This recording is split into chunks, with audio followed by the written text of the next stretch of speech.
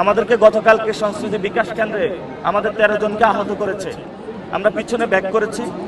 আজকে প্রশাসনের সামনে, প্রশাসনের চোখের সামনে, আর্মির সামনে যদি কাউকে আঘাত করা হয় আমরা পাল্টা আঘাত করব। এটা আমরা তাদেরকে ওয়ার্ন করে দিচ্ছি। আমরা প্রচুর মায়ের খেয়েছি, এবার আর মায়ের খাবো না, এবার মায়ের দিব। আলহামদুলিল্লাহ মানুষের মধ্যে ব্যাপক সাড়া পাচ্ছি।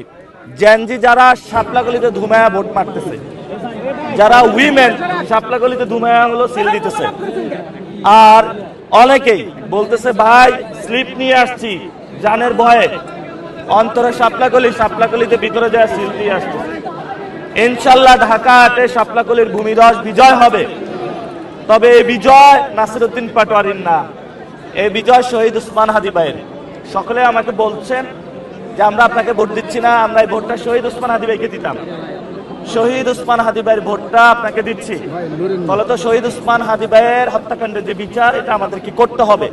আর আমি ঘোষণা দিয়েছি, যারা আমাকে কটু কথা বলেছে, খারাপ কথা বলেছে, মায়ের দিয়েছে, আমরা তাদেরকে ক্ষমা করে দিয়েছি।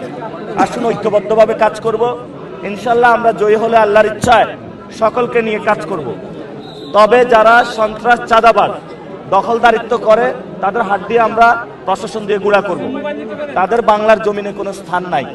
জালেমদেরকে আমরা বাংলার জমিন থেকে উচ্ছেদ করব এবং এখানে মুসলিমরা যে নির্যাতিত, নিপীড়িত, তাদের অধিকার ইনশাল্লাহ প্রতিষ্ঠা করব। এখানে কোনো 9-6 নাই। যে যত প্রভাবশালী হোক না কেন, আমরা ইনশাল্লাহ আল্লাহ ছাড়া কাউকে ভয় পাই না, গুনায় ধরি না। কে স্থায়ী কমিটির সদস্য, কার নামে কি এলাকা, আমাদের কাছে এগুলো মুখ্য বিষয় না। আমাদের কাছে মুখ্য বিষয়টা হলো জনগণ। ইনশাল্লাহ ঢাকা 8-এ জনগণের রায় হবে।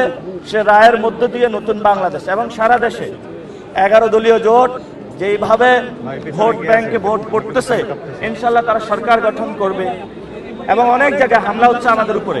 আমরা আমাদের নেতাকর্মী যারা মানুষকে নির্দেশনা দিয়েছি যে কেউ যদি হামলা করতে আসে আপনারা প্রশাসনকে জানাবেন, আপনারা হামলা করতে যাবেন না।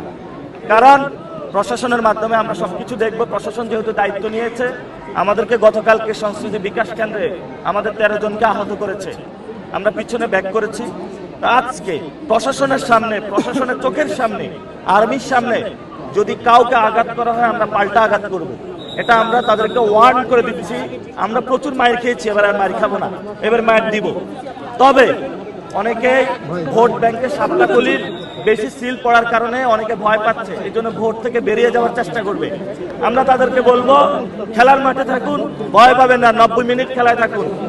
এবং টেস্ট ম্যাচ খেলতে নামছি, খেলায় থাকবেন, খেলা থেকে উঠবেন না, ভয় পাবেন না, মাথায় হাত দিবেন না। খেলাতে যেহেতু নামছেন, খেলে তারপরে উঠবেন ইনশাল্লাহ। এই খেলা শাপলাকলির জয় হবে ইনশাল্লাহ। এখন পর্যন্ত নির্বাচনের যে